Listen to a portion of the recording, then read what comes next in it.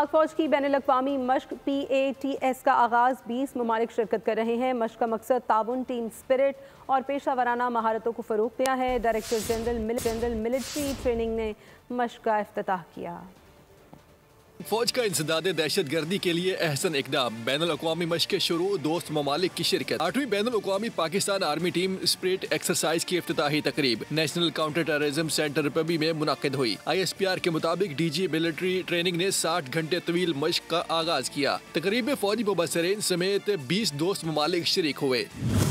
सालाना मश्क में जिस्मानी फिटनेस, जहनी चुस्ती, मजबूती और पेशा वाराना फौजी महारत का अहाता किया गया। चराट में पाकिस्तान और मराकश की मुश्तरका जंगी मशकों का आगाज हो गया। ISPR का कहना है कि पाकिस्तान और मराकश की मुश्तरका जंगी मशकें स्पेशल ऑपरेशन स्कूल चराट में हो रही हैं।